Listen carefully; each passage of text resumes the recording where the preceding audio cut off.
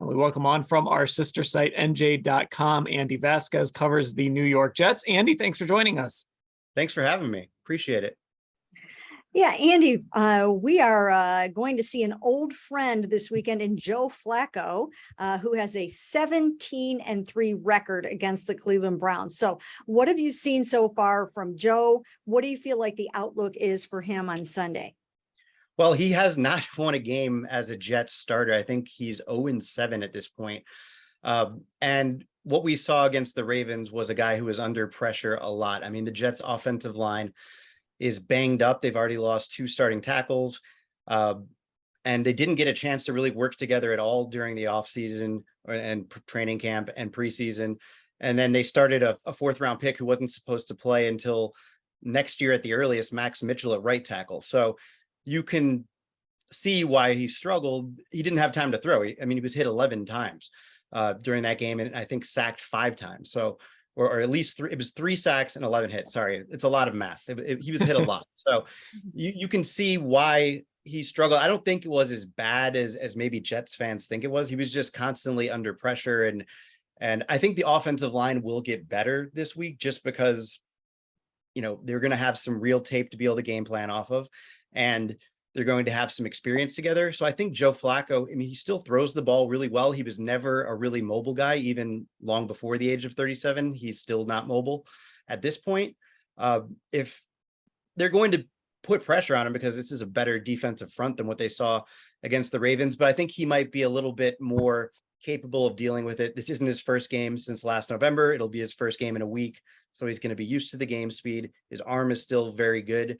And I think he's going to be able to recognize some more stuff before the snap. So I think you can expect to see a better Joe Flacco. It's not going to be spectacular, but I think he can make some things happen. Just wondering, how is Garrett Wilson looking so far? And tell us a little bit about the receiving core over there. Yeah, so Garrett Wilson, it was interesting. In the first game, he didn't play in the first quarter because the Jets went with a lot of 13 personnel. They wanted to have 3 tight ends out there to, counteract against the Ravens pass rush and kind of help out the offensive line. It did not work. Garrett Wilson got in there in the second quarter. On his first play, it was like 3rd and 8. He caught it behind the line of scrimmage and made like 3 guys miss, almost got a first down. And you kind of saw right there on his first career reception what he's capable of. I mean, he's insanely athletic. He can leap out of the stadium for a guy who's only 6 feet tall. And he just brings this big play potential. Like, even with the 4 catches he had, I think it was 4 catches for 52 yards. You can see like this kid could be the best receiver on this team, like before the season is over. There's just so much talent there. And I don't think you'll have to wait to see him until the second quarter of this game. I think he'll be out there early. And you're looking at Elijah Moore, who last year as a rookie, I think he had the most receiving yards since Keyshawn Johnson. And he did most of the damage in like his final 4 games before getting hurt. He missed 6 games last year with injury, including the final 4 games of the season. But in a 4 or 5 game stretch right before that, he had, I think, about 490 of his 590 yards with several touchdowns. So he's a guy who has the potential to do a lot of what Garrett Wilson does, maybe not the leaping ability and athleticism, but he's super shifty, super fast, and fun to watch. And he has a good rapport with Joe Flacco because he did a lot of that damage in the games that Joe Flacco started last year. And then the other guy, their big bodied receiver, is Corey Davis. And he's been a little bit, or it's been a disappointment since he signed in free agency in 2021. Last year, he was limited to 9 games because of injury and had issues with drops during that time and didn't have like the number 1 receiver impact that they expected. He was the Jets' leading receiver on Sunday, but he also dropped a catchable pass on 3rd down that would have been a first down in the first quarter when it mattered. A lot of his catches came kind of late in the game.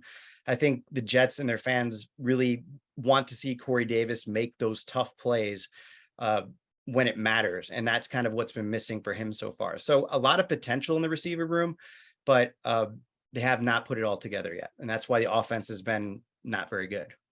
If there was a positive from Sunday's game, at least when I've heard people discuss it, it was the run defense against the Ravens. And obviously facing this Browns team with Nick Chubb and Kareem Hunt, they were running the football a lot against Carolina. This is what they're going to do with Jacoby Brissett. So that's really one of the matchups, is how are the Jets going to deal with this Browns rushing attack? Do you think the run defense was, I guess, as good as advertised on Sunday? And do you think they can deal with this offensive line and these two runners? Well, I can tell you that having seen the Jets play against mobile quarterbacks, and Lamar Jackson is obviously a rushing weapon for the Ravens, usually it does not go well. And for them to hold him to 17 yards is something that is eye-opening for me. It's just because, I mean, this is a team I saw Alex Smith pull off a 90-yard run on once. It's just, they do not do well when quarterbacks run the ball. And I think it's hard to tell because the Ravens were without their top running back and they were missing their starting left tackle. But I think the defense just overall had a lot of reason for encouragement.